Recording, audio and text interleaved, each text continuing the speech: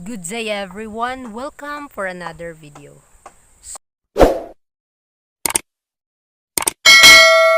Sa oras na ito, ating pag-aaralan ang salita ng Panginoon na makikita sa Faith and Works, page 92, entitled, Tinawag na maging matapat na tagapangasiwa.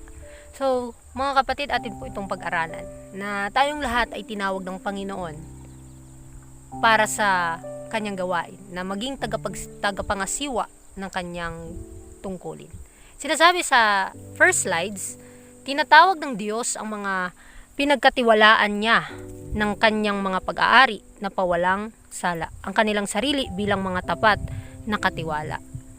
Gusto ng Panginoon na ang lahat ng bagay na may intemporal na interes ay magkaroon ng pangalawang lugar sa puso at pag-iisip. Ngunit gusto ni Satanas na ang mga bagay sa mundo ay manguna sa ating buhay. Nais ng Panginoon na aprubahan natin ang mga bagay na napakahusay. So, alam natin mga kapatid na ang kaaway at ang Panginoon ay talagang sila lang dalawa yung nakikipagbuno para sa atin. Ano ang ating pipiliin? It's our own choice mga kapatid. Sino ang Diyos na ating paglilingkuran? Dahil gusto ng Panginoon, anuman yung naangkin mo dito sa mundo, gawin mo yung second priority. Dahil si Kristo ang gawin nating first priority ng buhay.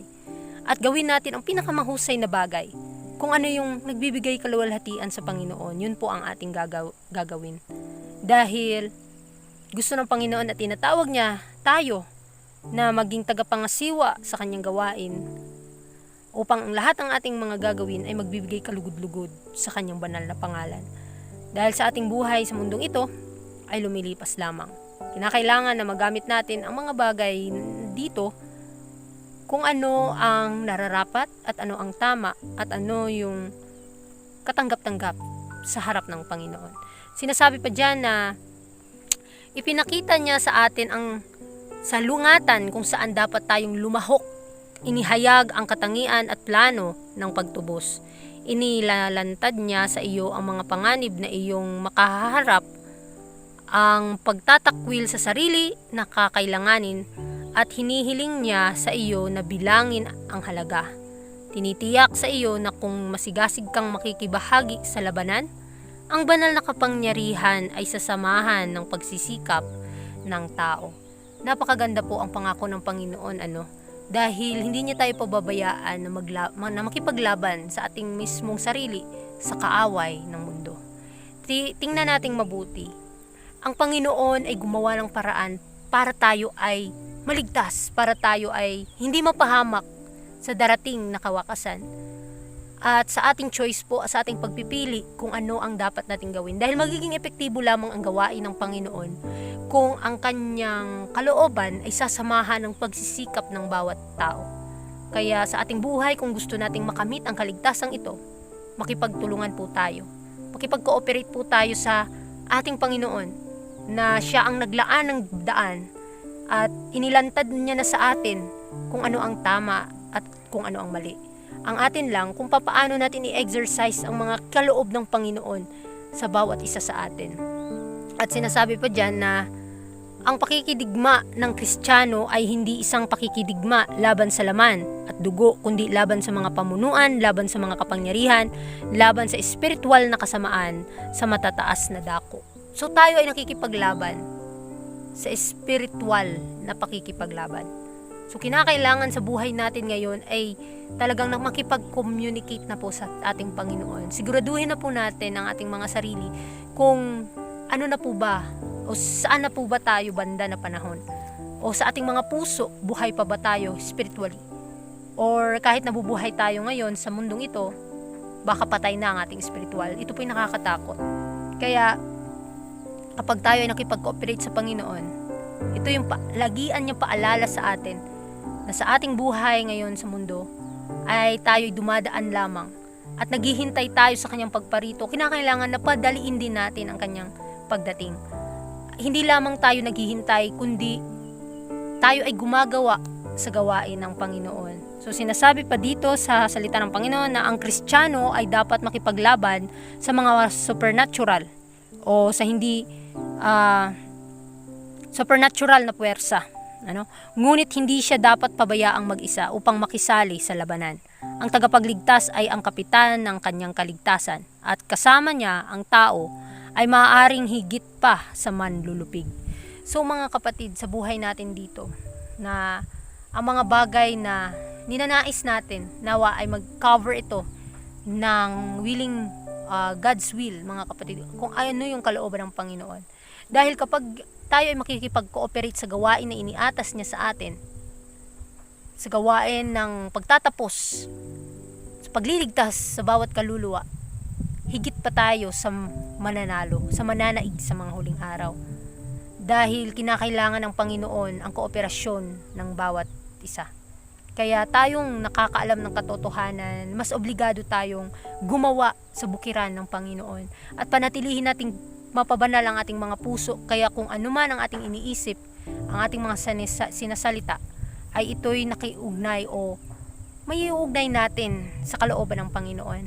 Para naman ay kung anuman ang ating mga kahinaan, makakover up ito ng katwiran ni Kristo. Dahil atin po itong mapapanagumpayan dahil ito po ay kanyang pangako. Ang manunubos ng sanlibutan ay hindi magkakaroon ng tao sa kamangmangan sa mga pakana ni Satanas. Ang malawak na samahan ng kasamaan ay nakahanda laban ng mga taong mananaig.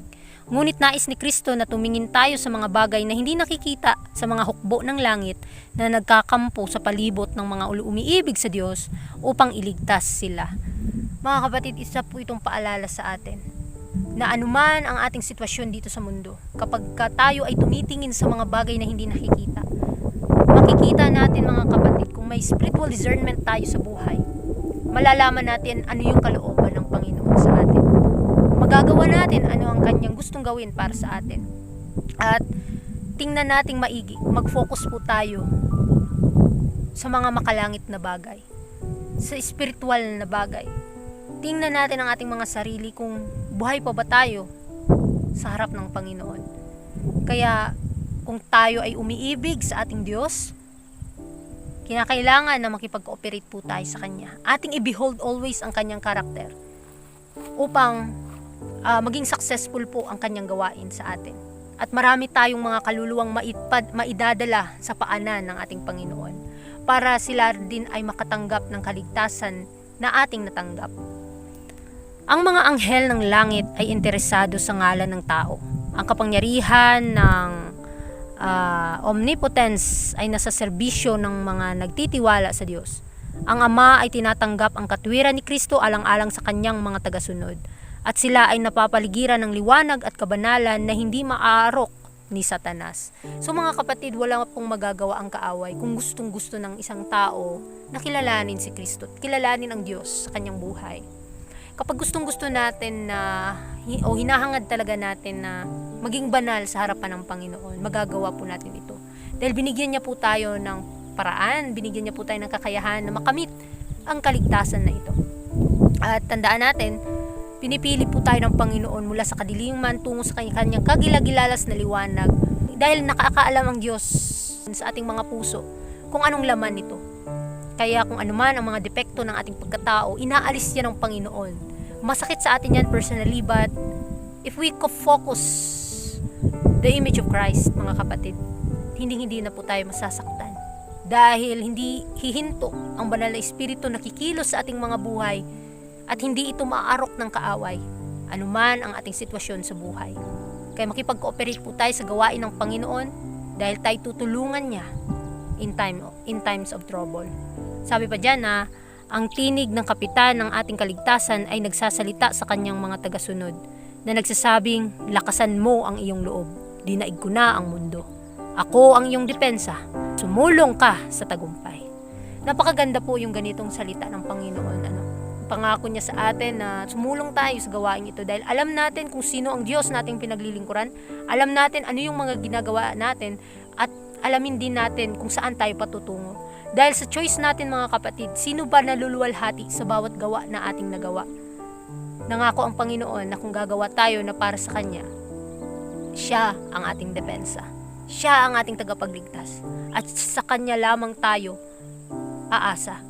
At tandaan natin kapag tayo nakikipaglaban sa pamamagitan ni Kristo, tayo po ay mananaig. Dahil pangako ng Panginoon, sumulong tayo dahil nagumpay na siya sa lahat ng bagay na ito. Kaya sa buhay natin ngayon, pagsikapan talaga nating panghawakan ang salita ng Panginoon, ang kanyang mga pangako, dahil talaga sa atin ito. Hindi po ito kasinungalingan, dahil ito'y katotohanan at katwiran ni Kristo. Atin pong panghawakan ng mabuti upang walang makakaagaw sa ating kaligtasan. Kaya muli, maraming salamat sa inyong pakikinig. I am your speaker for this day, Sister Ella, and God bless po sa ating lahat.